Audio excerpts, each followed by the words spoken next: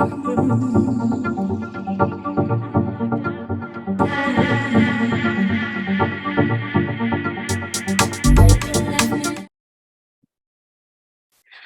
guys, welcome back to the Cosmic Pleasure Podcast. I am Amy D from amydintuitive.com, and today on the podcast we have Mama Chow, Choiwee Moon, and she is an incredible woman who talks about intimacy and healing. She's a Reiki practitioner and all of the things that she's going to share with us in a second. So thank you for coming on. My pleasure, which feels like the perfect way to start that.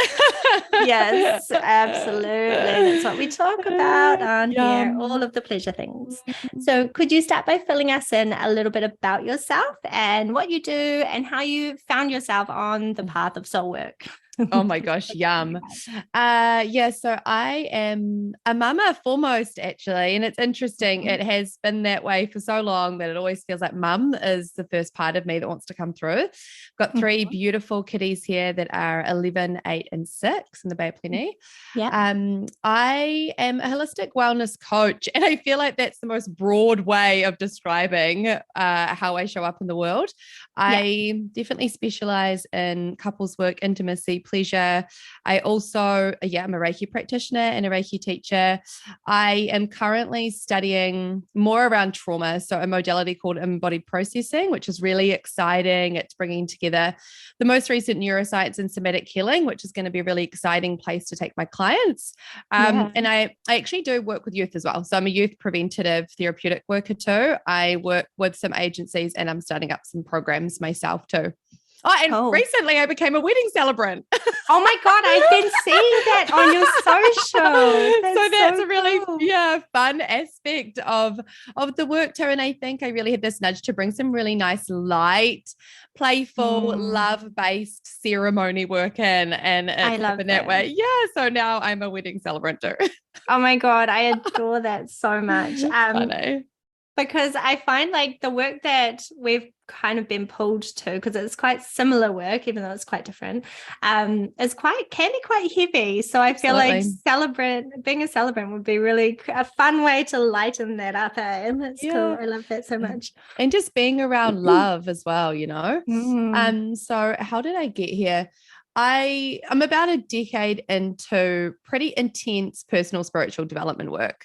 It came out of a need. You know, I found myself in a place where I finally became diagnosed for a few things. So I had postnatal depression, high functioning anxiety, PTSD, about a decade of depression. That was kind of after my second bub, and due to some kind of traumatic events in my childhood, and it all kind of came rushing about 10 years ago. And I got to this point, and it was being a mother where I thought, I can't continue the way that I am.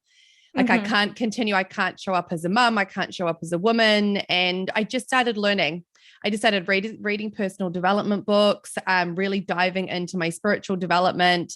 And along the way, I essentially, with support from outside people, but I'm really proud of claiming this and saying I essentially healed things within my body, within my brain. You know, I created new patterns, I created new habits, I created this sense of wellness and sense of love within myself that I'd never felt before.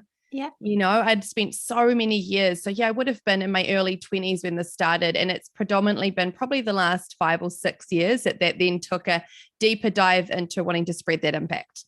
And I started becoming, I did Reiki level 1 and I was like, holy moly, like, okay, there is more here than I'm even aware of. And then I still was working in the education sector a few years ago. My background's in education, and about a year and a half ago, made the full transition into this being life and just finding more ways to help people, to be of service, to ground us back in. I've always been fascinated by connection, by love, by sex, you know, by pleasure. And I found that and cultivated this gorgeous connection to pleasure in myself, which was quite profound and beautiful and healing. Like pleasure has been definitely one of my most potent healing modalities over the last couple of years. Yeah. And I'm like, and it's sitting here. And so, now I'm finding more ways to share that with the world, which is really exciting. I love that so much. And I think like when you are really quite sex positive and pleasure positive and sexually curious, usually it's come from like an innate knowing. It's come, through early in our life. So usually like, for me anyway, it was like quite early in my teens and things like that. And well, actually childhood. I remember being quite like a sexually curious child. Mm-hmm. And I think it can be shut down from so early that we feel like there's something wrong with us when you're quite sex positive and you're quite into learning and curious about sexuality and pleasure and what that means. But I think the movement that we're seeing and that we're creating to like in the collective is going to kind of help those of us who are drawn to this path of pleasure and connection and sexuality and love. And if that's part of our life lessons and our soul lessons, it's really important that there's more support for teenagers and youth and all of that kind of stuff, so they don't feel that heavy shame as they grow. Shame, right? It's the dilution of shame, and we really have to come together to dilute shame. It's all of my experience working with children, predominantly under 5-year-olds, and then youth work with primary age children, is that the shame starts so early, like the shaming of emotions, the shaming of sensations in the body, like the shaming of our expression, the shaming of our individuality. And it's not innate. We don't come into this world feeling like there's something wrong with us, or feeling like pleasure is wrong, or connection is wrong, or that yelling and screaming is wrong. All of those things are taught to us, or crying is wrong, or discrimination. None of these things are natural behaviors. They've been ingrained by society. And we've been these generation upon generation of having to unravel that, right? And come back into this place of, this is so fucking wrong. Like, of course it is natural tendencies, it's natural urges, it's free to express and to be. And it's really exciting that we can change the path forward so that there's less layers of shame, ideally none. Less exactly. Layers of shame. and less like, what's coming to mind is like less projections that to be sexually expressive and to be sex positive is attention seeking. I think like there's a lot of that, and there's a lot of that in the adult worlds, but there's also a lot of that like as you're a teenager. And if you are quite a naturally sexually expressive person, there's a lot of like, you're just doing that for attention. And maybe you are, but maybe this is also just our natural way of expressing ourselves. And why is it so bad to want attention as well? Like, of course, there's layers of like ego in it, but I think that has to stop as well. And I mean, it comes back to that core human need of wanting to be seen. Right. And we all just want to be seen and felt. And, if we're trying to be in our fullest expression, and even if you look at different personality types, different top love languages, all of these things. If we're sitting in a place, you'd probably be quite similar to me, I'm like physical touch and everything like that. And so it's my natural way of showing love and affection. However, if then that's shunned to be like, oh, you're flirtatious, or you're so touchy, or any of those things, when you're so unaware because you just want to be close to people and connect. Well, then it's like you're being told to abandon parts of yourself, and then you don't feel safe to be seen and heard. And I think if we can cultivate a society where, as long as we're living according to values and morals and whatever they are that we decide as a collective or individuals, then who are we to shame somebody else for the way that they express? And the way that they show up in the world and the way that they connect. And even like, the way we dress and the way we present ourselves and things like that. Like, and as I get older, the less fucks I give about like trying to conform with my outfits or like how I present physically. But I know for a really long time, I didn't dress how I wanted, and I dressed quite prim and proper. Well, not prim and proper, but just like more conservative, because I was afraid of what people might think of me and all of that kind of stuff.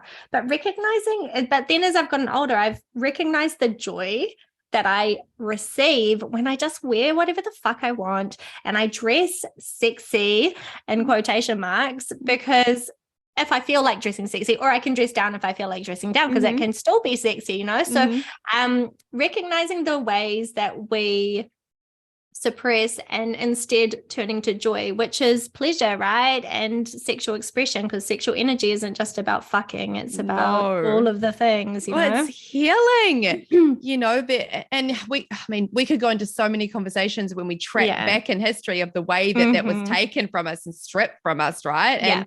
And of course it was, because it is a natural healing modality that every single one of us has. And we don't need to go and get an appointment and pay someone to give us something to make us feel better. It's the same as breath work. It's the same as any work. We have these tools that bring us back to center, that bring us back to healing. I'm sure you've had similar experiences to me when I started exploring my pleasure in a deeper way. And this is probably to the level that it is now. This began about 2 years ago, maybe 2.5 years ago. I was having, and I still do, the most cathartic, therapeutic, incredible emotional releases with orgasm. Yeah. Right. Where you literally come out the other side, and I've screamed and I've cried in my own pleasure or alongside partners. And you come out and you're like, I feel fucking different. I feel different to pre-orgasm, or not even orgasm, pleasure, you know, because we're not attached to the orgasm, but it's healing. It heals us. There's the physical benefits, the emotional benefits when we connect deeper to it. And so it's this reclamation of this is available to everyone. And it's not, we don't need to outwardly express it, but if we could have a society that can just be curious about connecting to the own healing gift that is here for them in pleasure, well, then we have a happier society.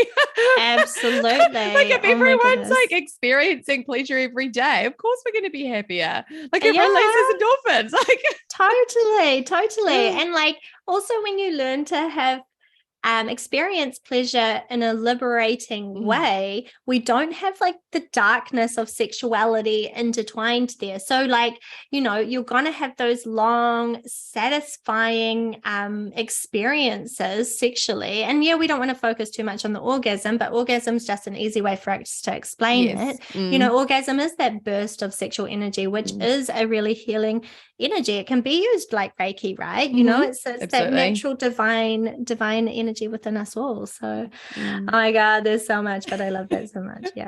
Okay, so in the world today, what do you feel are the areas with greatest need for shifts in our self-expression and perceptions of intimacy? Shame, like the shame that sits there. So the shame within sex in itself, the shame within our bodies, both like was that all genders in that space of feeling shame around their bodies, because you know, like I've come across in my work like 9-year-olds with eating disorders. You know, it's so prevalent now. So diluting that, the idea of what it is to be in the like fucking perfect body, which doesn't exist. And shame around what your life is supposed to look like in terms of connection and relationship. Like that as well of, I think so many people are out there trying to build this white picket fence life, and they lose themselves in the process. And you see so many people that are unhappy in either in or outside of relationship, but because they're trying to create something that isn't truly them. Like it's not truly the lives they want to be living, and they're doing it for other people. And I see it time and time again. And it's like the more that we can know ourselves, truly know what we crave and desire in this world, truly know how to nourish and look after ourselves, and then go into whatever version of connection that we want to. When it's coming from that place, it's so different. You know, it's so much more authentic.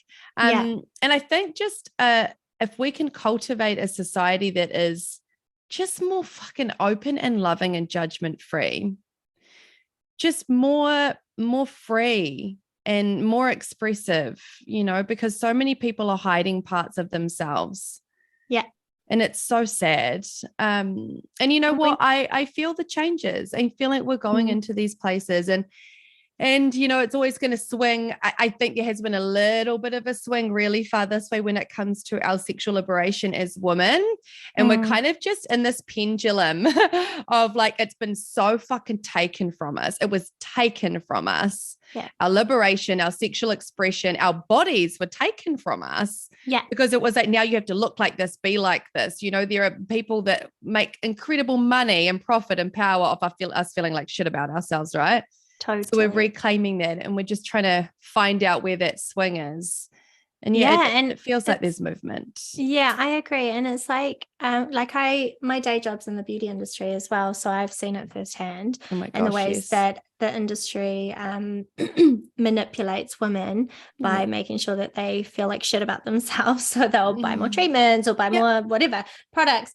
But I think the hard thing is trying to find the balance because, our natural as a woman, our natural tendency is to want to feel beautiful. Mm-hmm. And when we're told what beautiful is, it's quite easy to buy into these things. But instead, it's learning to like reframe beauty and Mm-hmm. kind of reclaim it for ourselves. Because when we reclaim beauty, we can reclaim our pleasure too, right? There's so much in it. It's so, but also like seeing the ways, like, I think with sexual expression as well, like, trying to find that balance because it's almost like I see it in my own life. I went real liberal, like this is me. I talk about sex, hello. And then now I've kind of swung back a little bit. I'm like, cool, yeah, I still want to talk about sex. I still think it's important, but I want to teach people how sex is intertwined to everything, like Yes. sex itself is not just what I'm teaching, that's not just what I'm talking about. Sex is just another part of our holistic well-being as a human. Absolutely. And it's the one, I mean, we're just starting to get to the point where we can have open conversations about mental health, which is part of our holistic wellness. And then there's sexual health sitting here. I'm like, come on, guys, like we've got to look at ourselves as holistic beings. There's this really cool convo I had recently and I just want to touch on a point you made around beauty as well. That was so beautiful. It's just gorgeous. I had a conversation recently with my 11-year-old daughter, and it's quite a profound experience to be raising a daughter in this world, and coming into the age that she is. She's so gorgeous and she's so inspiring in so many ways. And some days I wear makeup, some days I don't. I have tattoos. Sometimes I color my hair, and I'm really aware of how I show up in the world and how I look after my body and how I speak about my body. And I have a really good relationship to it. And my children are only ever exposed to that. And I had a conversation with her recently because she wanted to start trying my makeup and stuff. And it was even uncomfortable for me because of my own child version of me that never had these conversations, right? Yeah. And I said to her, I just said, yeah, absolutely, darling. If you want some help with it. And I said, and I want you to know that you are so beautiful exactly as you are. And I said to her, sometimes I choose to wear things because it's play to me. Like it's fun, it's expressive. I like a pop of lipstick and color because it brings light and I love that it's expression. And I said to her, but it's not because I don't think that I'm beautiful without it. And I want you to, just to know that some people, they will do these things and they will wear lots of makeup and do things to their hair and stuff like that to their bodies because they don't feel good. And I just want to support you to know that you're amazing as you are. And however you choose to express yourself, I'm here to support you and talk to you about. And what a difference, right? If we can go into it with that relationship with ourselves, and then also be the change in the next generation that are coming, to have the open conversations around our bleeds, around sex, around beauty, around our bodies, all of these things, open, judgment-free. That's what'll change it. That's what is the change going forward. Exactly. It's leading by example for our children, right? And that's why the self-work is so important. Of course, like within balance, like I've definitely had periods of my own path where I've got obsessed with self-work and spirituality. And that also wasn't balanced, but I had to go there to learn about it. Like the pendulum, like we're just talking about, I swang right in there. And then it was a process of coming back to being human. But I think recognizing that the self-work is really important for, even if you don't have children, for leading by example for your own life and the people around you and the ripples. The ripples, I think that's really beautiful that you're changing the narrative. That's really cool. Awesome. So what are some of your favorite ways to experience intimacy in your own life with yourself, friends, family, and of course romantically? I like embodying pleasure as much as I possibly can in life. And exactly what you just said about how you're trying to bring this conversation back to everybody. when I speak to people, and I know that this has been a journey, and I really feel like I sit in it quite well now, is, like my morning ritual of making cacao, that's pleasurable. Listening to music is pleasurable. I look into the ocean and it's pleasurable. When I get out of the shower and I put moisturizer on my body, it's pleasurable. Like, it's finding more ways to connect into the senses all of the time. And it takes conscious effort. Some things have become habit now, and I've really adopted them as habits. But I try to navigate through life in that, just taking some moments to pause and find bliss and pleasure in all of life. Like, oh my gosh, everything can be gorgeous if we choose it to be. Colors pop more when you're more aware of them. And so that's the integration that I'm continuing to dive into, but that I really love speaking into, because that's for everyone. Every single person can find more pleasure in life through very simple things. And normally we're in the mind and we're disembodied and we're not even in it. But when you connect into the senses to find pleasure in things, then you come back into the body, and it's a really nice way of becoming more embodied. With Sarah, my 3 kitties, right? The way that I find I express my love too is, like, I'm really affectionate. I'm all about closeness. And I think you can look at the science of hugging and closeness. And gosh, I feel like we are a bit of a hugless society. Like, I feel like if we all hugged more, everyone would be more happy. And I'm the one that goes in for it all the time. Like, it's quite funny, even with like my friends' husbands or male clients. Like, at first, when they first met me, you can feel that resistance sometimes. And then it's really nice feeling people soften into it. Of like, it's safe to be here. Like, it's safe to be here now. Yes. My own relationship to self-pleasure is divine. And I definitely, even being in the work that I'm in and the person that I'm in, I definitely have to consciously bring myself back to it. Like, okay, how can I bring in really conscious self-pleasure? But regularly, I'll go into practices usually that also bring in meditation, breath work. There'll often be another holistic practice that's involved in my pleasure practices. I'm really conscious in it. I definitely remember when I was younger, it was like in, out, done, boom, orgasm. Oh my God. Vibrator, done. Good. Like, oh my God, me too. Honestly, me too. Even still now, like, I think as a mum, I find it quite difficult. Like, I talk about it, I teach about it, I've experienced it, I experience it on a regular basis, but I still, and I guess this is nice for people to hear about as well, like that people teaching this work are still struggling with it. Like, I still struggle. I just throw away my vibrator. I still have my Satisfy Pro, but I'm like not using it. I'm just using my crystal wand, and I'm just finding, like, because I was like, you need to slow down. I knew I was just getting into a pattern of like just trying to get through it because I've got limited time, because I'm a single mom and I just need to get this orgasm out of the way, like I just need to. And because we're still in human bodies, we're still in the human mind that wants to like get it over with.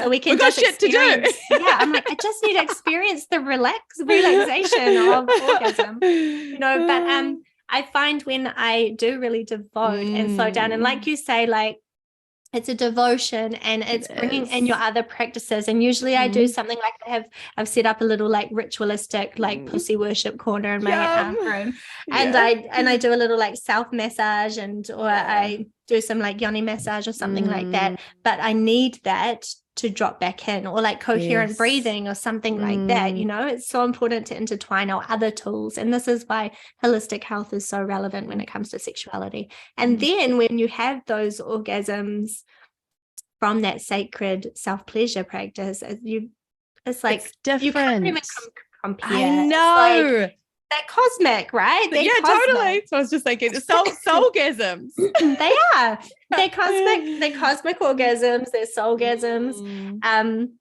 So that's why we do it, and not just for the orgasm, but you do it because it teaches you about sensation. It teaches you about so much about yourself, and why you are the way you are, and like witnessing yourself, and the reasons why you're maybe trying to avoid slowing down in the sexual experience with yourself.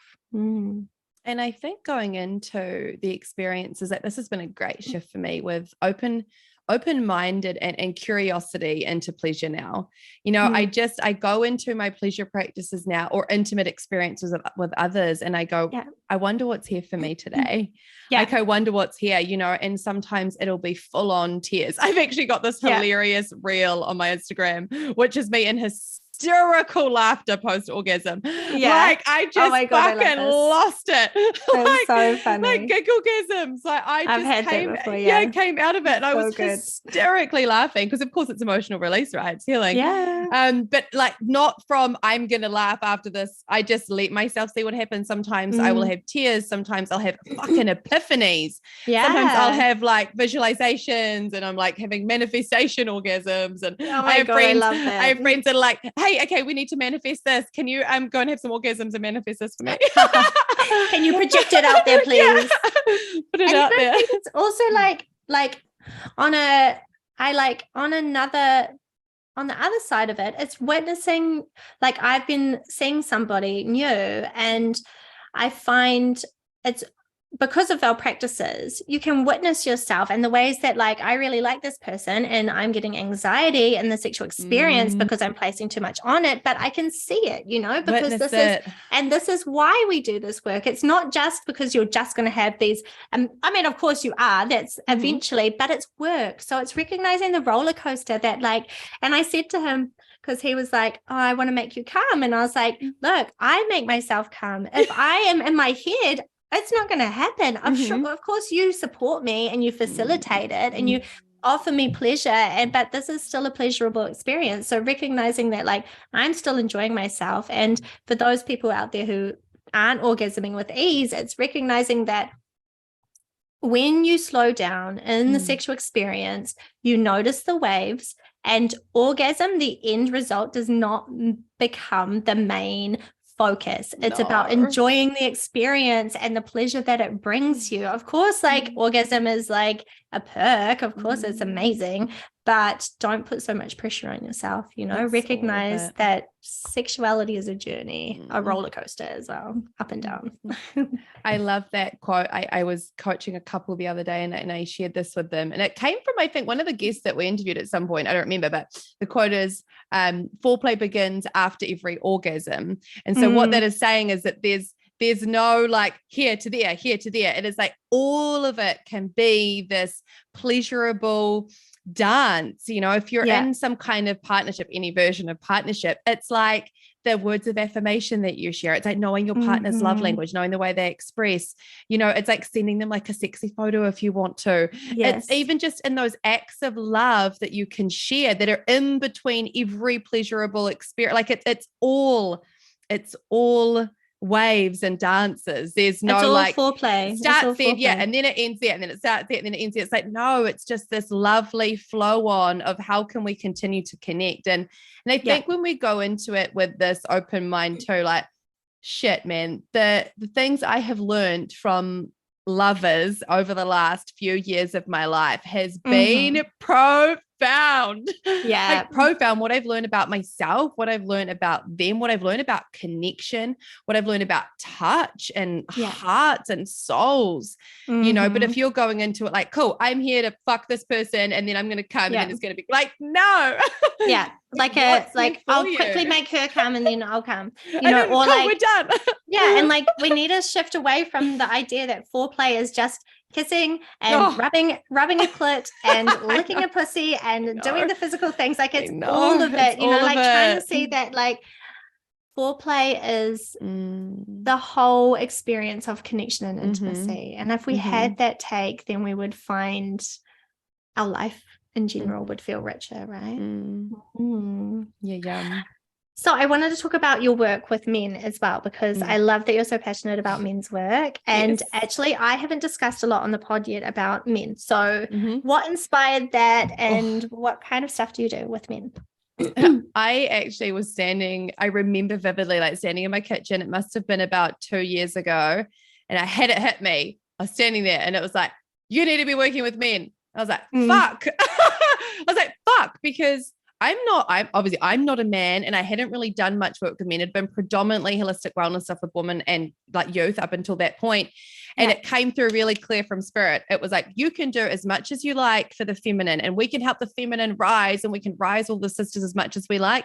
But if we don't also create space for our men, then we're going nowhere. We're not evolving.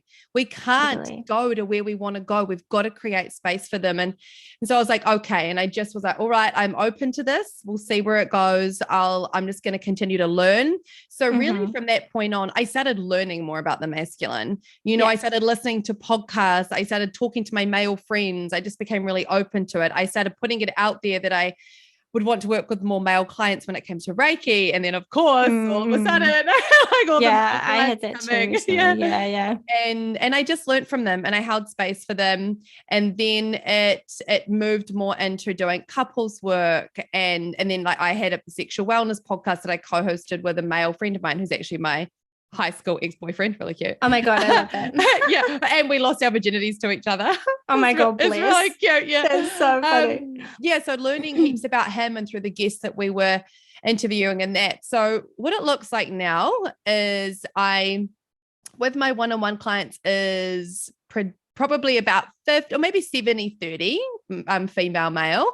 I am doing more couples work, hetero couples work, which is really exciting. I am helping to facilitate at a all men's retreat in September. And then kind of as I was settling into, I actually realized the state of this country, and I knew it, but once I started having male clients that were having incredible and powerful emotional releases, or it got to the point where I would have a male client come and sit down with me in the seat next to me, even prior to starting a Reiki session, and they'd just break down into tears because they felt safety.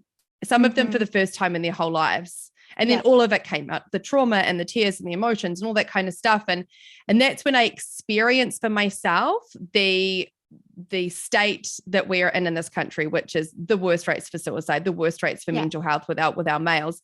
And that gave me this drive. So now I am in the process of, alongside a beautiful team that I've called in, creating a youth program, which is going to be for teenage boys, predominantly 15 to 17 years old, which helps them transition from boy to man. It's a rites of passage program with initiations in it. Yeah, elemental initiations over a 6-month period of time, alongside regular catch-ups. Because what kept coming up was that when we look back at the village, our village days, right? Say the 12-year-old boys, they were taken out into the bush to go and hunt, and their first kill was their initiation into manhood, and they came back. And the tribe welcomed them in as like, you are a man now. Yeah. We've lost that. Modern day society has lost the rite of passage. And so we have so many young men who are fucking confused about what it is to be a man. And there's much pressure, and there's so much contradictive information that is coming at them. They haven't been taught how to communicate, how to love, how to be in intimacy, how to be in their ferocity without it turning into overwhelming rage, because their anger has been suppressed, and they haven't been taught how to express anger in a healthy way. And interestingly, like, we're navigating through that with my boys. And so that's what came through like really clearly is they need rites of passage. Rites of passage where we can go, this is here for you, and we're going to support you to go from young man in the world into like warrior in the world. So that's really exciting. A couple more things need to fit into place, and then we will create a system that can then be duplicated and taken outside of Bay Plenty as well. And it brings in all of the holistic practices. We'll have sweat lodges and breath work and cold water therapy and hiking, and we'll bring in like jujitsu and boxing, and it's going to be incredible. And that feels like where I'm being called a lot now. And of course it's so close to my heart. My two sons are so incredible, and also I see how they are going to need support in this world to transition into the men that I know they can be, because the education system fails most boys. It's not designed for them as learners. I see how society fails most young boys, and we need to be the change in that, because we can't rely on it coming from other places, to be honest. No, you can't. And we do have to take it into our own hands, but also like with education, like what you're doing. It's so important to educate yourself in the ways to support these these boys, but also kids. Like I see it in general. Like I saw this post on Facebook ages ago, and it was like massive criticism of like the changes in sexual education and school systems. And I get it. There's fear there, right? Yeah. Like the discussions happening in schools around pornography and stuff like that. People are scared of it. But I was like, the issue is that these conversations are being left in the hands of parents, and unfortunately not all parents are comfortable educating their kids. And while we all want to sit there and be like, my kid's not going to abuse anyone, you don't fucking know, because abuse looks very different than you think it does. It looks very subtle sometimes. It's not always violent. So like you say, it's important to create these programs, be the change that you want to see in the world, especially if you've got boys yourself. I've got a little boy too. So yeah, I know. it's funny how like you do shift, and you do see the importance that while women's work is important, it's what I've known. I have got male clients as well. Yeah, and I love having male clients, and I was quite scared of it at first because of like what I teach, but I've recognized now the importance, and my boundaries are a lot different as an adult now, like I'm like different person, but yeah, it's such important work. It's so important. And just I was gonna say, I feel them rising too. I feel as if we've created some space in terms of, I feel as if we're held a lot as women now. We've got spaces to be held, and we have resources, and we have one another. We've diluted so many sister stories, and we've got that. It actually feels like it's a really beautiful kind of ecosystem that we've created within the feminine, and it's created some space for them to come. And a lot of men are seeking the safe feminine. A lot of them have never had it before. And so I think there's so much value in us opening up space for that. And also I'm a really big advocate for getting behind the men that are holding the space for our men, because we also need that. Like the program that I'm doing, I'm like, I'm not going to be running it, I'm not facilitating it, I've got guys facilitating it, because they need to be the ones that are holding it. And I'm like the biggest, I'll get behind everyone that is in like men's coaching and men's mental health. I'm like, let's get behind them and also support them and honor them. Like, thank you for stepping up and leading, because a lot of these men, they don't know how to be leaders because they haven't shown what that is. You can teach them, how to lead into their divine masculine, into that space where then we can feel that safety within them. We're craving that safety within the masculine, and they've got it. It's just some things that need to be pulled apart so they can really drop into that. Yeah. And recognizing that just criticizing, men and blaming men, which I see a lot in the kind of like feminist community, which, by the way, feminism is not about criticizing men. Nope. It's about loving men. And criticizing the systems that got both of us here. Exactly. Like the need for feminism is just as important for men as it is for women, like they've also suffered from this imbalance. So it's trying to, and I mean, I'm human too. I still have my issues with men, but I check myself before I wreck myself with those issues, like, so recognizing that it's not based in truth, it's based in pain and fear, so stepping away from that and coming back to like heart center is so important when we kind of see our own men in our lives, but also when we start to like navigate and work in this space. So I love that. So your couples work. Yeah. What are your top tips for coming home to deeper intimacy with one another as a couple? First thing, know each other's love languages.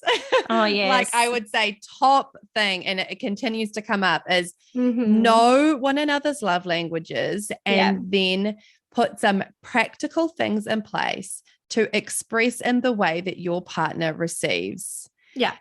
And it might take some doing things you don't normally do. It might take some discomfort, it might take this, because it's not, you're like, well, why would I do that? Because this is the way that I show love.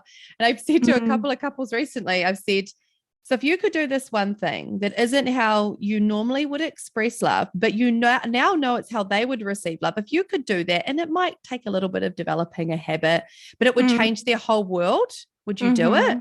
Yeah. And like, oh yeah, well, of course I would. And I say to the other partner, would it change your whole world? They're like, yes. I'm like, well, there we go. Yeah, exactly. So definitely knowing and putting some, it's going to take a little bit of effort sometimes if it's not what you've known, so put some time into that. I would also say know their erotic blueprint type. So when it comes to sex, this is something that, for me, as I have been single for the last 2 years, and have had some beautiful and divine lovers in that space of time, yummy, delicious experiences.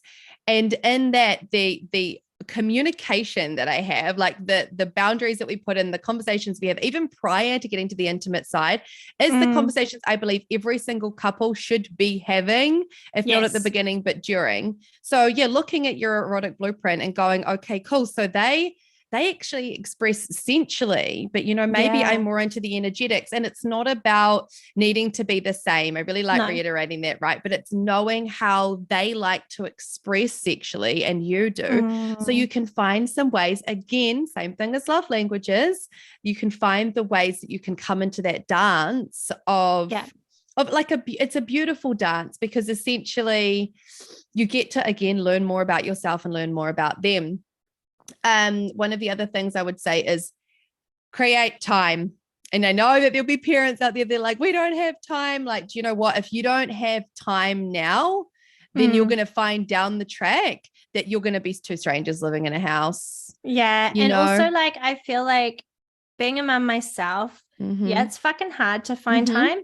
But you find time. You make the fucking time. You make the time. And even if it's just for an hour, you pop your kid in kindy or something, or your children, I don't know, or even if they're watching TV, you might not go off and have sex or something, but going to the bedroom and having some time, just eye gazing and holding each other or something, it's so important, because you say, you won't have anything to say if you don't devote that time. Yeah, you won't have it. And it's that thing of, I remember I saw a counselor years ago, and we were looking at some of the things that were coming up for me, and she drew, so I had 2 kids at that point. And she drew this pyramid, and she said, this might trigger you as a mother, but I'm going to show you what your hierarchy of needs and where you need to put your love is in order to have a healthy, sustainable life and family. You're there at the top of the pyramid. I'm like, oh, fuck yeah. Okay. And I was definitely that martyr mother, self-sacrificing, not anymore. And then next was my husband, it was myself and my husband. And then after that was the kids. And she said, that's a bit that a lot of mothers struggle with. But if you're not tending, both of you, to that, how can you be a team looking after the rest of the family? Absolutely. Absolutely. And it can be even 10 minutes, but it's putting the phones away and sitting together and saying how's your day today, babe? What's going on? If you have proper conscious conversations, have you had any challenges in life recently? What's really brought you joy recently? Connect in that way. I would also say, as well as that, creating time, whatever that looks like, date nights and stuff like that, but also bringing in some regular practices that are connection based. Yeah. So like you said, I love eye gazing, which so many people find so uncomfortable because it's so even vulnerable. I find it uncomfortable. I find it uncomfortable, and I'm a tantric practitioner, but I force myself, and it's like a game. I laugh at myself at how nervous I am, that's what you have to do. It's how you, my girlfriend, I was talking to her about some events I wanted to organize, and she's like, oh no, you can't do that. That's so vulnerable. And I'm like, no, she's like, that's so uncomfortable. And I was like, yes. Growth is in discomfort. I want to make people feel fucking uncomfortable, because that's what I'm here to do. Yeah, this is what I'm here for, is to make people feel weird, Yeah. Massage, breath, tuning into conscious breath together. The other thing I think I would say that's kind of outside of intimacy, but more about support and personal development, is ensuring that both individuals have the support and the space and the time to go into things that help them expand, create joy, hobbies, social connections, so that both people are being loved on in that way. So say, that if it's a hetero relationship, you've got both the woman and the man have got their own hobbies. They've both got friendships that are healthy. They're both supported in those. They both can have time to have to Mm-hmm. themselves. They're both supported in their growth. It's like actually catering to the two individuals as well as the energetic entity that's the relationship. Mm-hmm. And it's vital. Like it's absolutely vital, because otherwise then you have what society normalizes as codependency. Yes. And it's we've got to get putting, away from that place. Yeah. And it puts a lot of pressure on your partner if you're Absolutely. seeking It's everything unfair. from just them. It's not realistic. And That's not. there's something like being single and creating, like, because I moved to PAPS and I didn't know anyone, but like I called in a couple of friends, but there's something so beautiful in that, like instead nourishing friendships instead of just romantic relationships, and recognizing the ways that we could be nourishing our friendships in the same ways that we devote to romantic relationships. And we would thrive so much more, like we do, your friendships thrive, and then you feel so much fulfillment from that rather than just having superficial friendships. It's absolutely the villages, right? It's getting the villages back around us. We used to live like that. We used to live in harmonious villages where everyone had that support, and we were raising our children with other women, and the men were going into hunting and they were getting that time. And I really believe that it is necessary to cultivate more of that for the well-being of individuals, family dynamics, and relationships, is to have the villages of support around them. Yeah. And also recognizing that even creating friendships feels uncomfortable. Like even creating friendships can feel uncomfortable. And especially as an adult, especially as a mum, it can feel uncomfortable making friends, but this is how we grow. And if you want to have a healthy, thriving life, lean into the discomfort, babes, because it's part of it, And connection, connection is a core human need. We all crave it, and it's sometimes that conditioning will take us away from that, but it's so divine. It's so beautiful. Yeah, it is. It's so important. So what are your top 3 values that you look for in your own connections and relationships, and why? Impact driven people. So I definitely have that as a core value in my life. I'm very impact driven, and I follow the nudges, to just see how I can continue to show up in service, whether that's being involved in the school or with my kids, on friendships or as a daughter, in these places, but always looking for ways to create impact. And it's definitely something I value in other people. And I mean, law of attraction, right? Because I look at like all of the people in my life and they're very impact driven. And when it comes to looking into partnership, it's definitely something that I value and probably would be like a non-negotiable for me. And that can be expressed in any way, but someone that wants to show up in the world and create some ripples, and whether it's how they show up as a friend, or in their business or however it is. Honesty and honesty in terms of how we show up in ourselves. So kind of wound up in authenticity as well, like show up in your fullest, and be open to leaning into some discomfort and honest communications and honest expression of ourselves and authentically being us. It's something I've definitely had to work on to cultivate.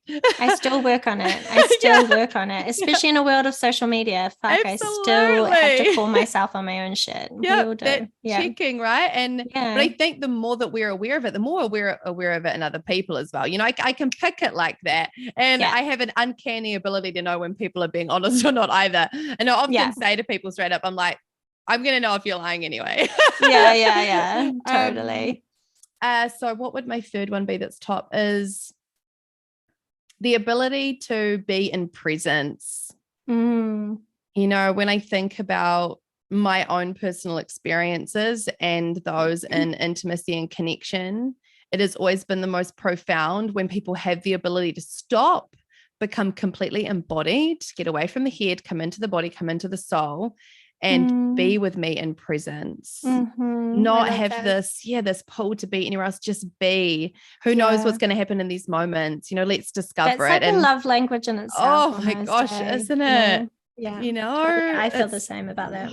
It's a form of intimacy without any kind of sexual act being involved, when you can be present with someone. I mean, like I've had moments with people where we've looked at each other and we're like, has time just stopped? Like it Yeah. feels as if we're going into time-space glitches because we're so intensely present with one another, and it's something that I really value because I know I've had to learn it and continue to have to learn it. But if I can be in spaces with others that are also in that commitment to learning and coming back into it, well, then it's magic and you feel honored. Like I feel honored as a woman when I'm with a man that comes into full presence with me.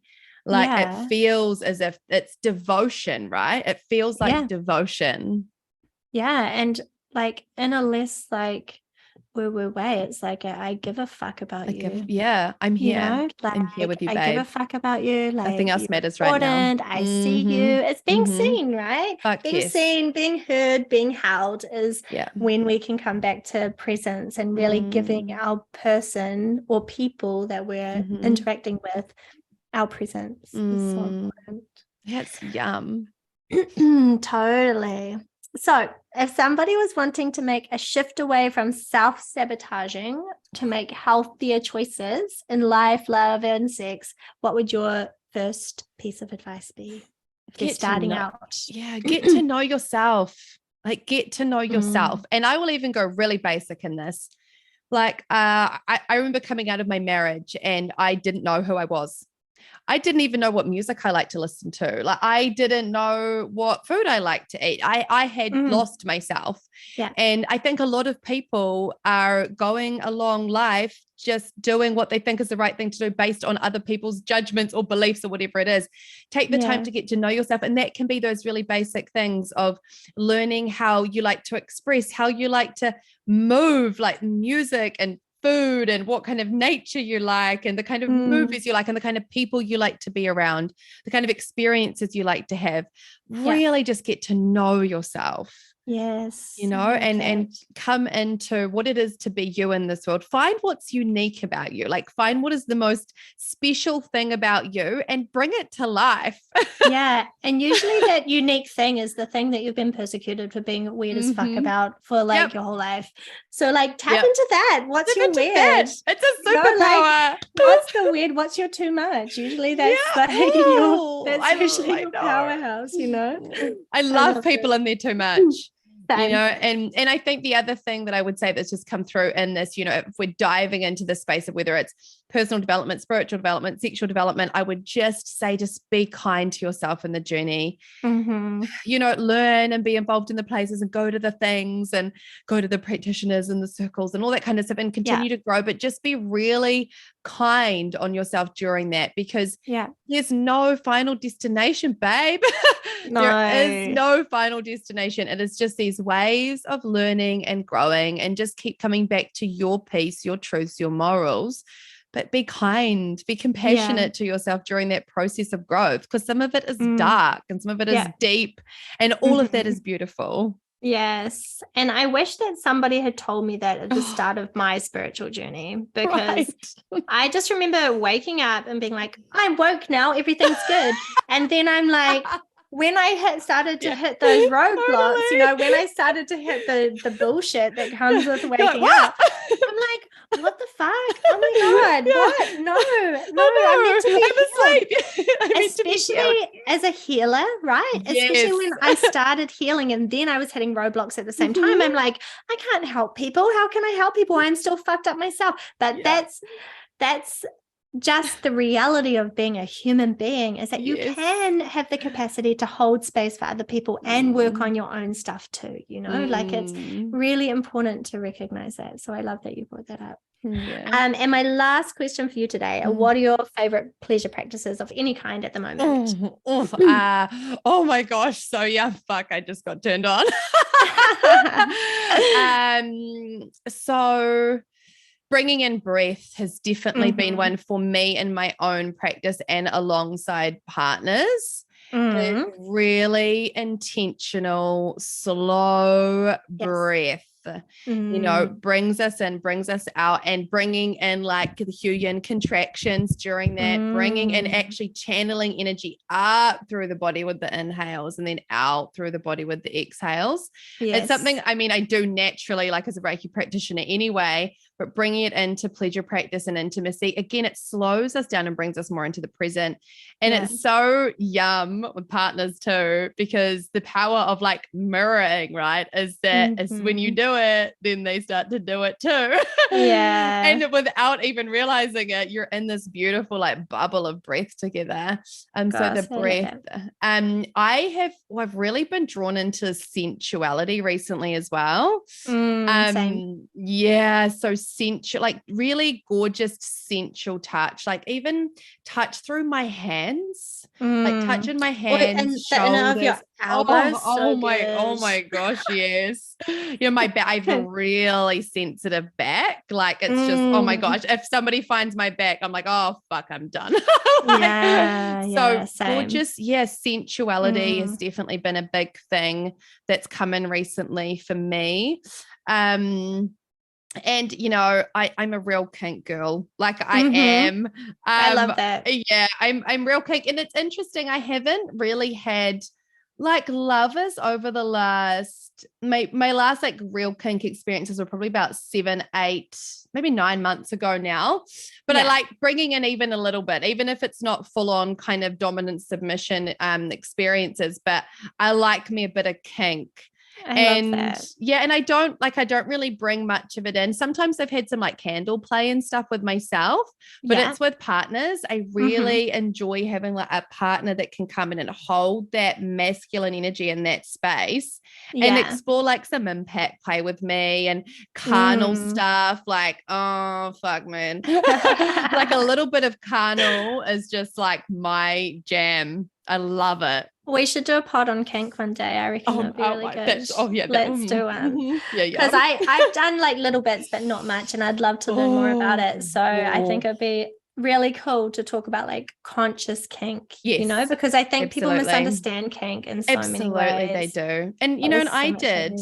And it was actually through like me interviewing and speaking to people and learning more, and then being open to experiences and going into it so consciously. I was like, again, holy shit, there is another element of healing and connection that is available when we go into that space completely with love, not fear, like consciously. And surrender, right? Oh, and surrender. The surrender. Which so many of us, and probably, I don't know, but probably as a mom, I'd love to surrender into some kink, because I'm such, we have to be so on the ball all the time. So if you have that space to fully surrender into something like that, it would be a really beautiful experience, I'm sure. That was exactly what it was for me. And that's what I love speaking to very strong, fierce, independent women in this world. That's what I love sharing with them, is that this is, sex can be play. It's a space where you get to not have to be who you are in the rest of the world. You get to just be this free, sovereign woman that gets to be led. Yeah, and it's probably a beautiful way to drop into more of your feminine as well, right? And into your yin and your receiving and just being, surrendering to the experience. Oh my God, so much juicy goodness. Thank you so much. And how can my listeners find you and work with you? Cool. So I'm Mama Chow. So my business is Mama Chow Holistic Healing .com. That's my website. And then on Instagram, I am Mama Chow CEO. And you can actually still listen to some of our old podcast episodes as well. We've stopped doing it for a number of reasons, but we're called Sex with My Ex, because he's my ex and we talk about sex with my ex podcast, which is really cool. There's so many awesome interviews in that. And in terms of like the retreats and stuff that I run, most of it can be found on my social media. I am on Facebook as well, Mama Chow Holistic Healing, but I love the gram. Like Instagram is my vibe. Like, if you want to get amongst me, it's the best place to find me. Perfect. Well, I'll put all these links in the show notes for you guys if you want to check her out. And thank you so much for coming on. I loved this chat so much. So much goodness. Thank you.